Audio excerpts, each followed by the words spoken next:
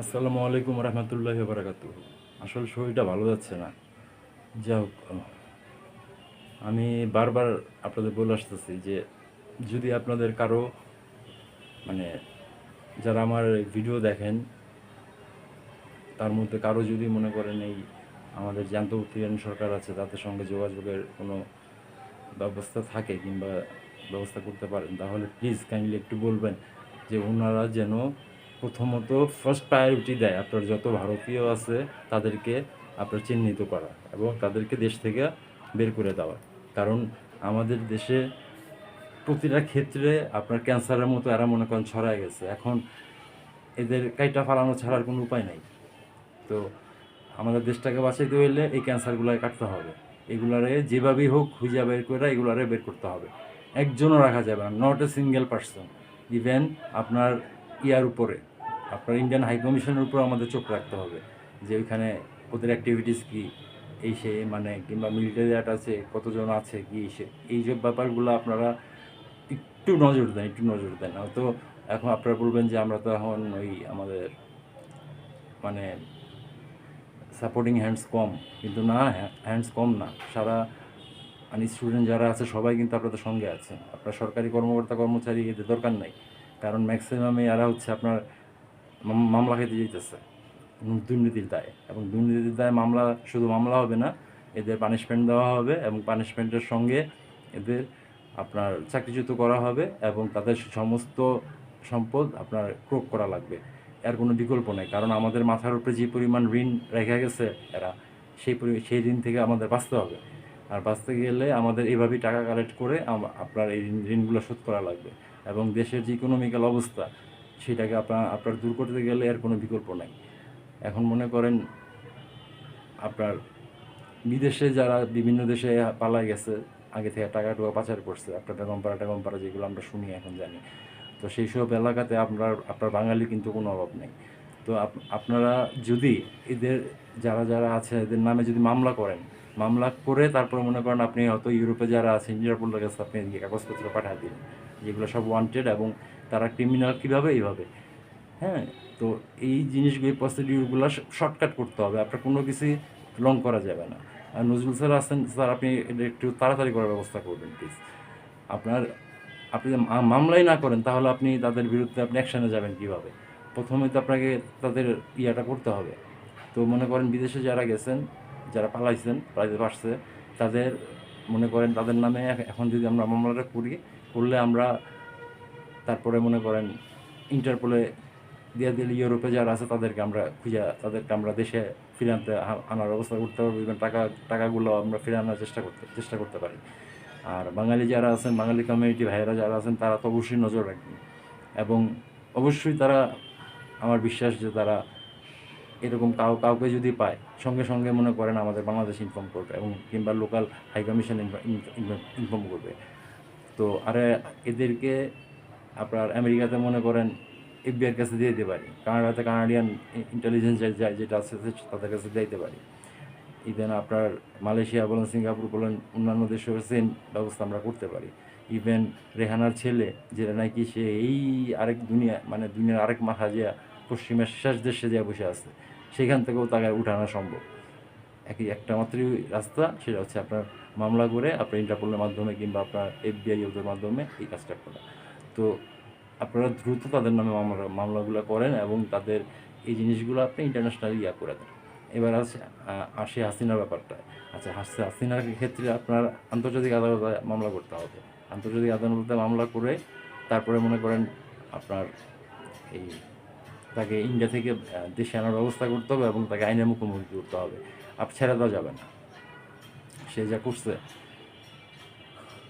তাকে ছেড়ে দেওয়া যাবে না। সে সে অনেক বড় মানে শয়তানের চেয়ে অনেক বড় অপরাধী। সে মাদ্রাসা নিরীহ বাচ্চাদের, ইতিম বাচ্চাদের সে মানে পাখির মতো গুলি করে মারছে। এটা নেওয়া যায় না। আমাদের দেশের আর্মির মেরুদণ্ড ভেঙে দিচ্ছে। 57টা আর্মি অফিসার, একটা যুদ্ধে এতজন অফিসার মরে না, সে সে 57টা অফিসার মেরা ফেলছে। এটা এটা এটা এটা এই বাংলাদেশের মতো একটা দেশ এটা অ্যাফোর্ড করতে পারে না। এদের পেছনে কোটি কোটি টাকা আপনার ইনভেস্ট করছে এই দেশ। সেটার আপনি মেরুদণ্ডটা ভেঙে দিলেন, আপনার দেশটারে পুরো কানা করে দিবার চাইছেন।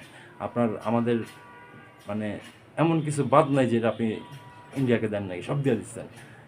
তো যাই হোক, আল্লাহ রহমত করছে, আল্লাহ একটা সুযোগ দিছে। আমরা এই চান্সে মনে করেন যদি দেশটারে গুছাইতে পারে তাহলে দেশ কিন্তু ঠিক হবে। আর এই চান্সটা যদি আমরা মিস করি তাহলে কিন্তু দেশ এই জীবনে আর মনে করেন আপনি সে ঠিক করতে পারবেন না। ইভেন আমাদের যে প্রধান সমস্যা যেটা দুর্নীতি বন্ধ করতে গেলে প্রথমে যেটা করতে হবে, আমাদের নিজেদের চারিত্রিক ক্রিয়াগুলো দূর করতে হবে, যে আমরা ঘুষ দিবও না, ঘুষ নিবও না। এবং যদি বাইচান্স কেউ ঘুষ দেওয়া নেওয়া অবস্থা পাওয়া যায়, আগেও বলছি যে তাদেরকে দুজনকে আপনার তাদের ফৌজদারি মামলা হবে তাদের নামে, এবং দুজনকে আপনার জেল খাটতে হবে, এবং তাদের সরকারি অফিসার যে তার চাকরি যাবে, এবং সঙ্গে সঙ্গে তার সব সম্পত্তি মানে ক্রোক করা হবে। সরকারি অফিসার যারাই মনে করেন মামলা খাবে এবং দোষী সাব্যস্ত হবে, তাদেরকে আপনার করে তাদের সব সম্পত্তি আপনার ক্রোক করতে হবে, এখন বিকল্প নাই। হাসিনা যদি আপনার একটা ট্রাইব্যুনাল বানায়, একটা ট্রাইব্যুনাল বানায় আপনার বাংলাদেশের মুথাগুলার মনে করেন সে ফাঁসিতে ঝুলাইতে পারে, তো আমরা কেন একটা আদালত বের করতে পারি না, আদালত করতে পারি না, যেটা আপনার খুব তাড়াতাড়ি আপনার এই বিচারিক কার্যক্রম সেটা মনে করেন 2-3টা হিয়ারিংয়ের মধ্যে শেষ করে দেয়।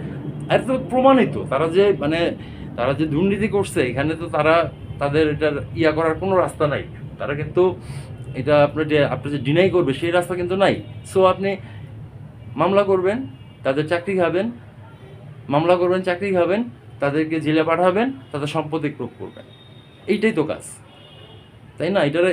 এটা আমরা নিজেরা দরকার পড়লে প্রয়োজনে আলাদা ওই হাসিনার মতো আমরা আলাদা একটা কোর্ট বানাবো, এবং সেইখানে মনে করেন এইসব সরকারি যত কর্মচারী আছে এদেরকে মনে করেন করা হবে, বিচারটা করা হবে, এবং দ্রুততার সঙ্গে করা হবে, যেটা হাসিনা করছে, এবং দ্রুততার সঙ্গে এই রায় কার্যকর করতে হবে। আপনার প্রদীপের মতো একটা মানে কি বলবো, এটা তো মানুষ না, এটা তো জানোয়ার। ও একটা মানুষ মারা যেতেছে, সে পানি চাচ্ছে, 4টা গুলি তার শরীরে, সে বলে যে তোরে কি মানে গুলি করছি বাঁচায় রাখার জন্য, পানি খাওয়ানোর জন্য, সে অবস্থা সে গলা পাড়া দিয়ে তারে মারছে শ্বাসরুদ্ধ করে।